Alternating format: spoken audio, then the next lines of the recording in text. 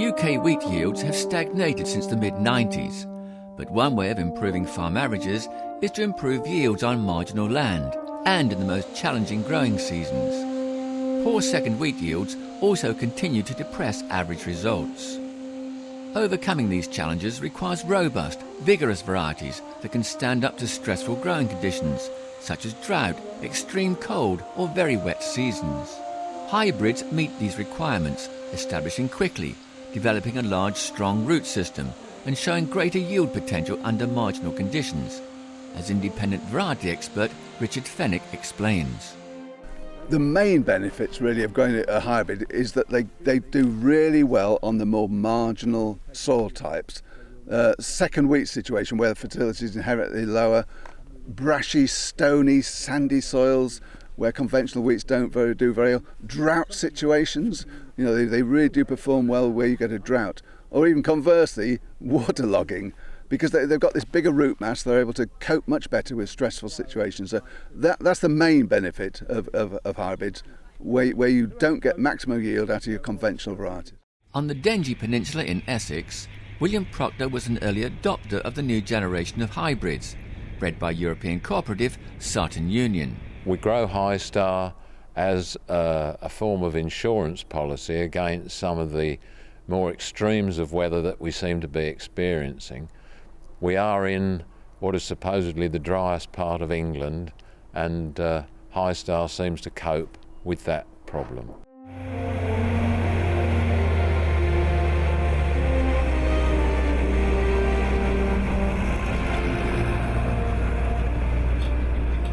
Hybrid wheat's ability to withstand dry conditions has also been observed by independent agronomist Richard Martin.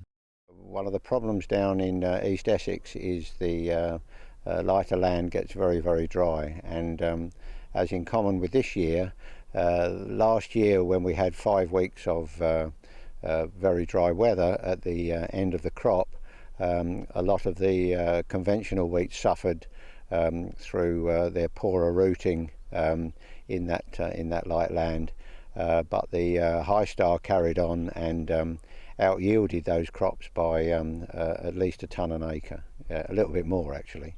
Hybrid varieties also tend to be early maturing, opening up many opportunities within the rotation.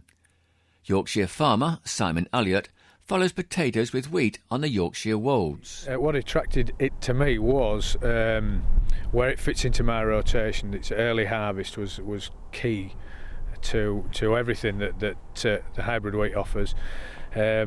I'm trying to establish oilseed rape after a crop of winter wheat, and to get that establishment in the month of August is critical to me.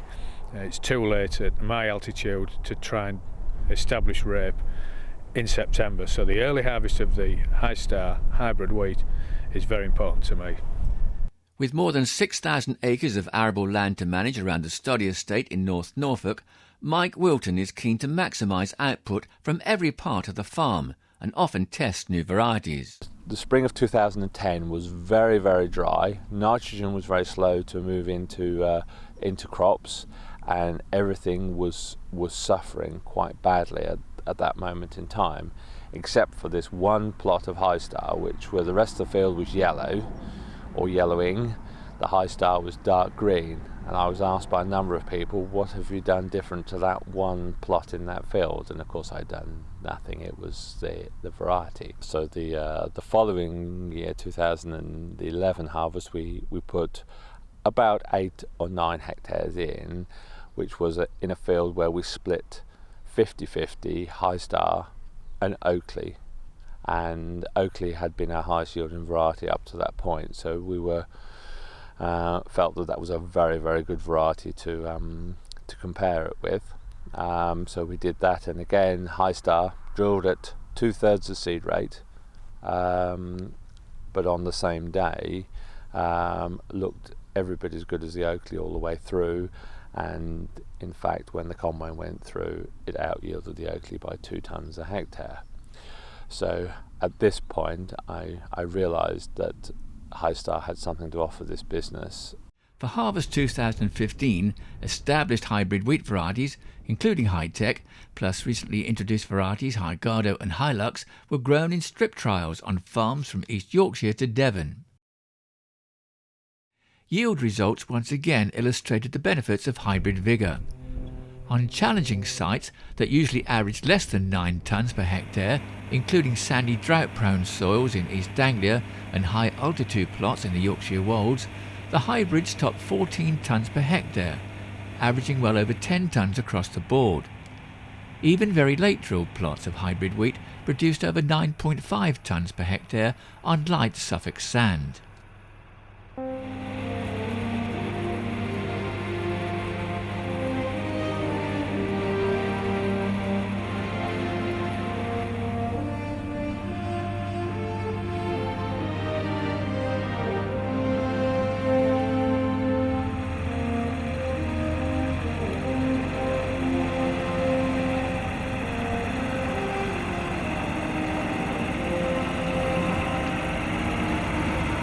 In Yorkshire, Simon Elliott continued to reap the rewards of early harvest, while achieving over 14 tonnes per hectare with the new variety Hilux. In North Norfolk, Mike Wilton recorded over 11 tonnes per hectare, again on land that seldom favours winter wheat. The message is clear.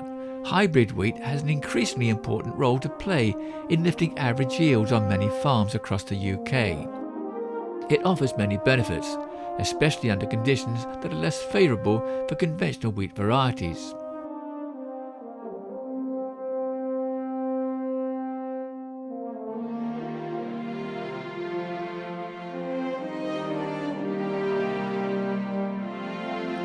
This year, strip trials have been arranged on 8 farms across England, from Driffield to Exeter, Norfolk to Oxfordshire.